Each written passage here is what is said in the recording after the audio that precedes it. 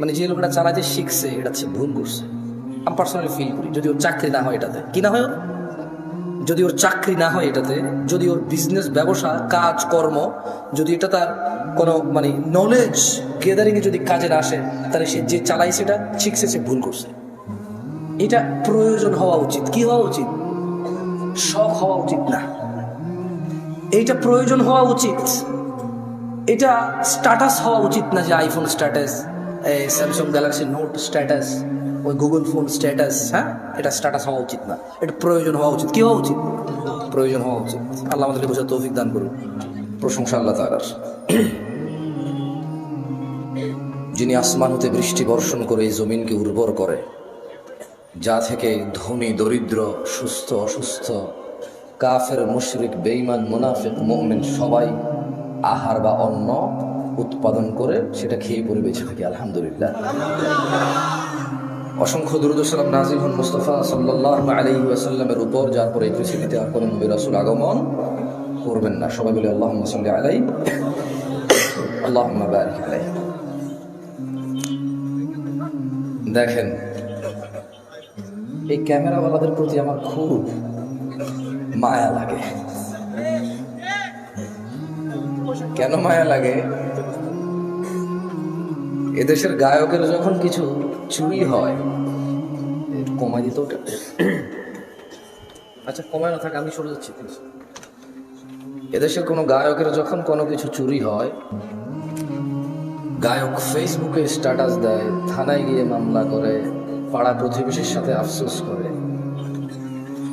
এদেশের সুদখোরের যখন কোনো কিছু চুরি হয়, সে ফেসবুকে স্ট্যাটাস দেয়, পাড়া প্রতিবেশীর সাথে আফসোস হাই হতাশা করে, থানায় গিয়ে মামলা করে। মামলা মোকদ্দমা সবই ঠিক আছে, কিন্তু সে হাই হতাশ করে আর বলে আল্লাহ তুমি সুরকে হেদায়েত দাও। সে আমার কত বড় ক্ষতি করছে। মোবাইলে কত নাম্বার ছিল, মোবাইলে কি ছিল? ও কিন্তু সুদ খায়।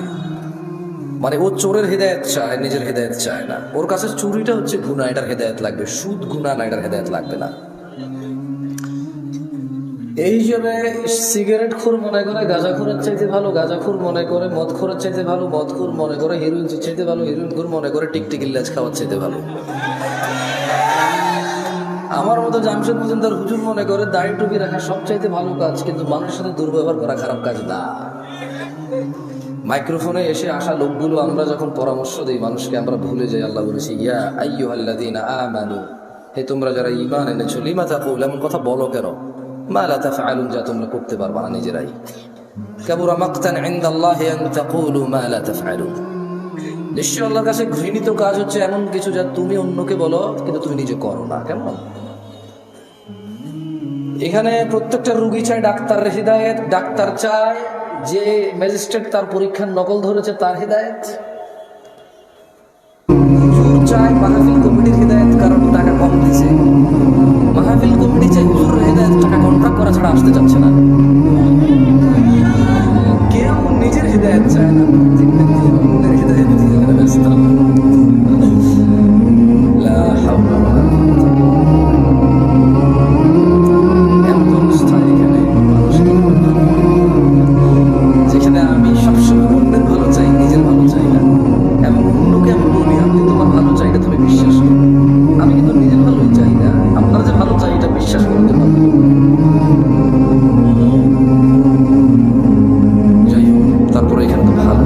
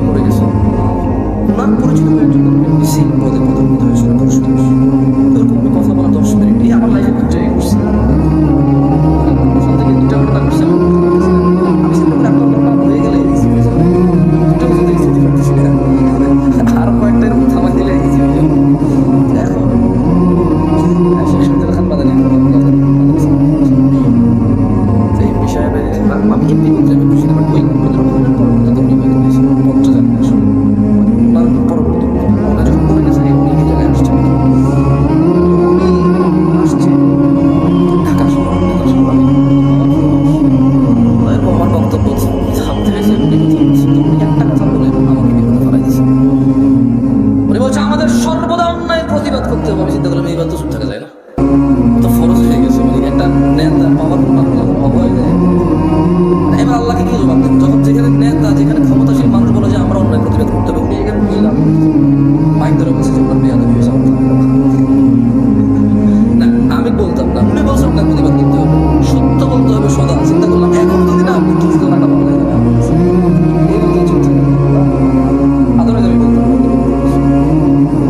যাই হোক, মাহফিলগুলো গায়কদের অনুষ্ঠান যেমন বেদম প্রয়োজনীয়, ইদানিংকাল মাহফিলগুলো ইসলামের মধ্যে ইবাদতের নামে গায়কদের মধ্যে হয়ে গেছে। প্রচুর মেলা হয়তো হচ্ছে, হালাত ছিল, সফলতা ছিল, ঠান্ডার সময় প্রচুর মেলা হতো। মেলা গুটকা, বাঁশি, কাঠের বানানো পাখি, বিমান বানানো, লাকড়ি দিয়ে দুটো চাকা থাকে, গ্যাঁ গ্যাঁ গ্যাঁ সারাদিন বাজে এইসব। তো মানুষ কিছু দিনদারি কাম কর্ম বাজে নিজেকে নিযুক্ত করতে গিয়ে সব মেলা মেলা বলতে যেটা ভালো হয়েছে, কিন্তু যেটা ভালো অল্টারনেটিভ হয়েছে সেটা আরো বেশি খারাপ হচ্ছে। মেলা হারাম সবসময় সব আলেমরা বলে, সব সাধারণ মুসলিমরা এগ্রি করে। ওয়াজ যদি বলি হারাম, কেউ এগ্রি করবে? করবে না। কিন্তু এই ওয়াজগুলো বাংলাদেশের সংস্কৃতি অথবা একটা এলাকার ঐতিহ্য পরিণত হয়েছে বেশি কিছু। এটা এখানে উপস্থিত আপনারা যারা আছেন, আপনাদেরকে এখন পরীক্ষা করলেই চলবে। তোমাদের যাদের ক্যামেরা আমার দিকে করা আছে থাক, কারো দিকে করবে না। এখানে আপনারা মিনিমাম 60% মানুষ এসে নামাজ পড়েন না আজকে। না না না, ফজর আমি চাই তো দেখি বলে, কারণ বাইনানা ওয়া বাইনাল মুনাফিকিন, আল্লাহ নবী সাহাবী বলছে যে নিশ্চয়ই আমাদের এবং মুনাফিকদের মধ্যে পার্থক্য কি? শুহুদুল ইশাই ওয়াস সুবহ লা ইস্তাতিউনাহুমা। মুনাফিকরা ফজরে আর ইশার নামাজ পড়তে পারে না। কেন? বহুত কষ্ট হয়ে যায়। আপনাদের কোনো মুনাফিক হচ্ছে না, খারাপ ভাই, সবকিছু নিজের উপর নিয়ে নেন আপনারা।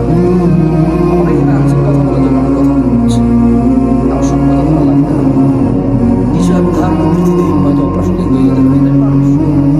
যতক্ষণ আমি কোরআন পড়ে অনুবাদ করবো ততক্ষণ ঠিক আছে, হাদিস পড়ে অনুবাদ করবো ততক্ষণ ঠিক আছে। যখন আমি এগুলোকে আরো বেশি এক্সপ্লেন করার জন্য উদাহরণ উদ্ধৃতি দিব, তখন হয়তো কিছু লিমিট হয়ে যাবে।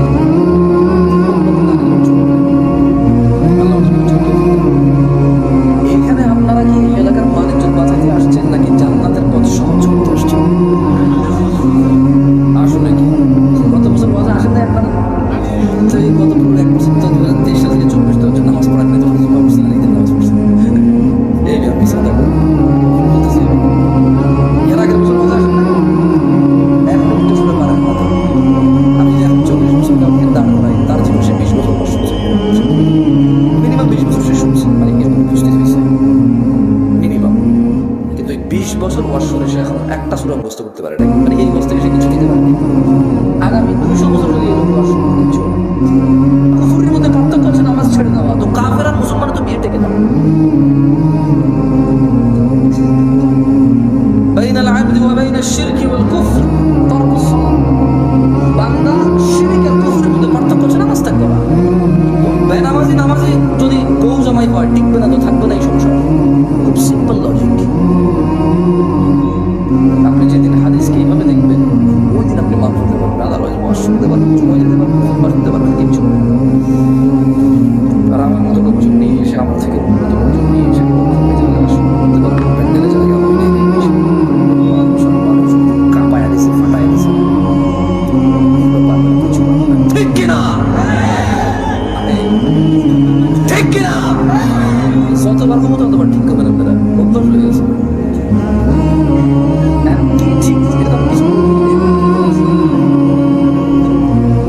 আপনি মনে করতেছেন যে আমি আপনার ঠিক ব্যাটিংয়ের উপরে ডিপেন্ড করে একটা কথা বলবো, তাহলে আমাকে আওয়ামী লীগ করতে হবে, বিএনপি করতে হবে, নেতা যাক। যদি আমি ইসলাম করি তাহলে তোর নেতা যা বলে তার নেতা হলো মুহাম্মদ সাল্লাল্লাহু আলাইহি ওয়াসাল্লাম। যাই হোক, এই মাহফিলে কে কি উদ্দেশ্যে আসছেন আমি জানি না, তবে এই মাহফিল থেকে কি নেওয়া যেতে পারে সেটা আমি জানি। আমি আপনাদের বলে দিচ্ছি, নেবেন না নেবেন আপনাদের ব্যাপার। কেন এই মা শোনেন, এই দিন নাই, এখন আমি এগুলো থেকে বের হন, মানে আপনি আপনার বাপ মারা যাবে, আমি যখন আপনারা জান্নাতে পৌঁছে দেবো। বছর একবার মনে করবেন, আমরা দাওয়াত খাওয়াই 500 টাকা জেনে দেবেন।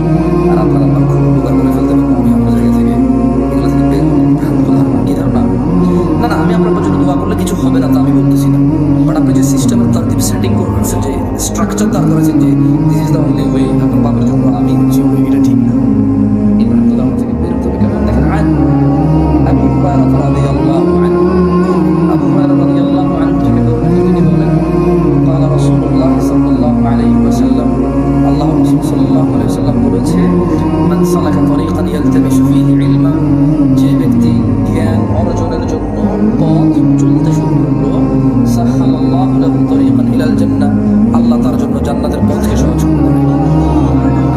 এখন এই মাহফিলে আসা যদি জ্ঞান অর্জনের উদ্দেশ্য হয়, তাহলে যে জান্নাতে যেতে সিলসিলা পার হইতে হয় সেই জান্নাতের সিলসিলা সহজ হবে ইনশাআল্লাহ। যদি আজকের এই উপস্থিতি আপনার ইলম অর্জনের উদ্দেশ্য হয়, তবে যেই জান্নাতে না গেলে জাহান্নামে প্রবেশ করতে হবে, অন্য কোনো অপশন নাই, সেই জান্নাতের পথ সহজ হবে। যদি আজকের এই মাহফিল থেকে ইলম অর্জন করে নিয়ে যান, তবে আল্লাহ যে কঠোর দণ্ডের কথা বলেছে, মহাশাস্তির কথা বলেছে, সেখান থেকে মুক্তি পেয়ে যে জান্নাতে মানুষ প্রবেশ করবে, আল্লাহর সন্তুষ্টি নিয়ে আল্লাহর জান্নাতে যাবে, এখান থেকে জ্ঞান অর্জন করে গেলে সেই জান্নাত সহজ হবে। কারা কারা আল্লাহর পরিবারে অন্তর্ভুক্ত হতে চান? আল্লাহ তাআলা কেমনে হবেন না শিখেন, কেমনে হয়ে যাবেন, কেমনে হবেন? আল্লাহ না না লাম ইয়ালিদ ওয়া লাম ইউলাদ, আল্লাহ কোনো জন্ম দেয়নি, জন্ম দেয়নি, ওয়া লাম ইয়াকুল লাহু কুফুয়ান আহাদ। ওরা সমতুল্য কিছু নেই, কিন্তু এর মধ্যে উনি এই পৃথিবীতে মানুষের মধ্যে কিছু মানুষকে ওনার পরিবার বলছে। সুবহানাল্লাহ, কি বলছে? ছেলে সন্তান বলে নাই, কি বলে নাই? বাপ মা বলে নাই, পরিবার বলছে। কি বলছে? আন আনাস ইবনে মালিক রাদিয়াল্লাহু আনহু قال আনাস ইবনে মালিক রাদিয়াল্লাহু আনহু ছেলের নাম কি? একবারে শোনা মাশাআল্লাহ।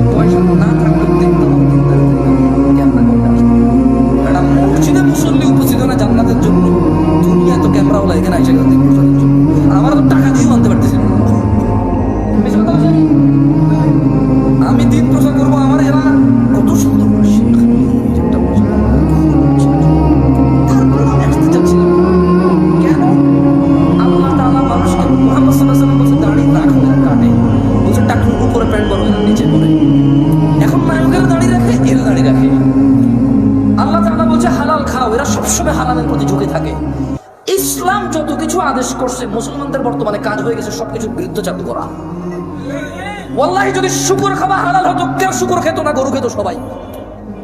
যদি মদ খাওয়া হালাল হতো, এই মুসলমানরা মদের প্রতি এত আকৃষ্ট থাকতো না, সবাই পানের প্রতি থাকতো আকৃষ্ট। যদি সুদ আর ঘুষ খাওয়া হালাল হতো, তাহলে আজকের যে মুসলমান আমার চোখের সামনে আছি আমরা, আমার মনে হয় এরা কেউ সুদ আর ঘুষ খেত না। ওয়াল্লাহি যদি নামাজ পড়লে পাপ হতো, তো ফজরে তুমি মসজিদে জায়গা দিতে পারতা না। গান শুনলে পাপ হয়, কনসার্টে জায়গা হয় না। গান শুনলে পাপ হয়, কনসার্টে জায়গা হয় না।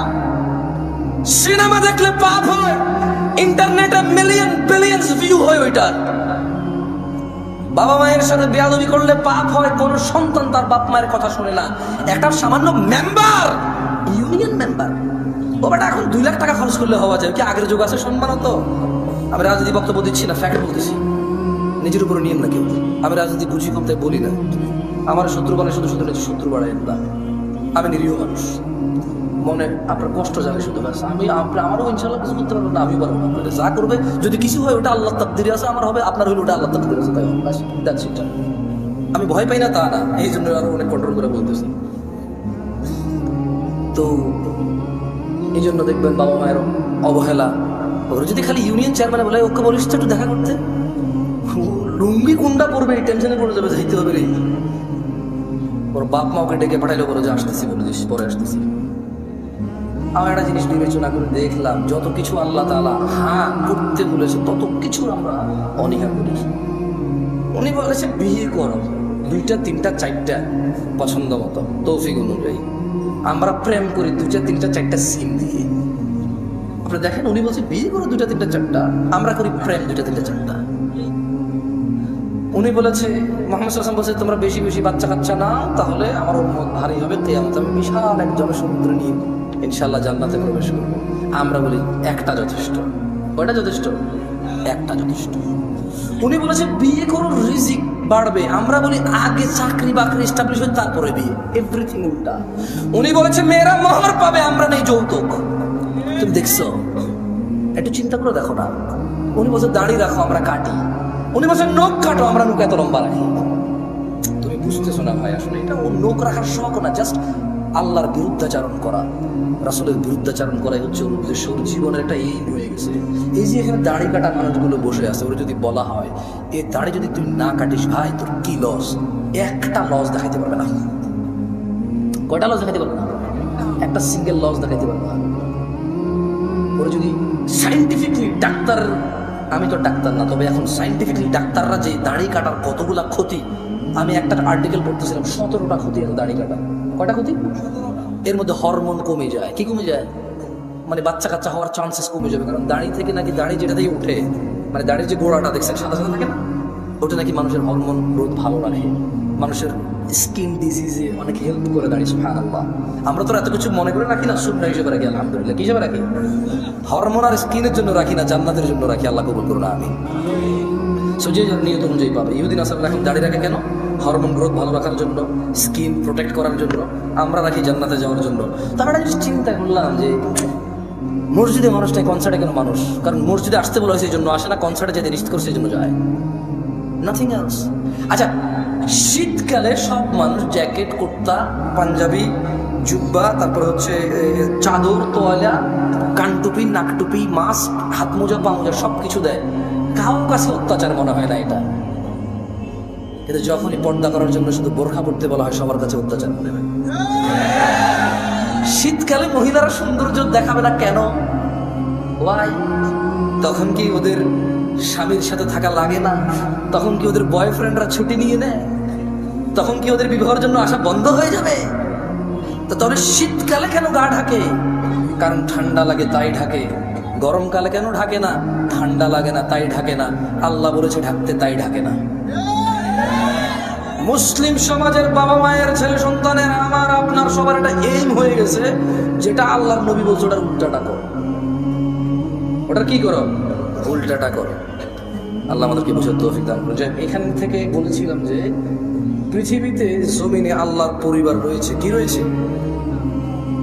তারা কত সৌভাগ্যবান যারা আল্লাহর পরিবার। না পরিবার কারা? আল্লাহর। আনাস ইবনে মালিক রাদিয়াল্লাহু আনহু قال, আনাস ইবনে মালিক রাদিয়াল্লাহু আনহু থেকে বর্ণিত, তিনি বলেন قال রাসূলুল্লাহ সাল্লাল্লাহু আলাইহি ওয়াসাল্লাম, আল্লাহর রাসূল সাল্লাল্লাহু আলাইহি ওয়াসাল্লাম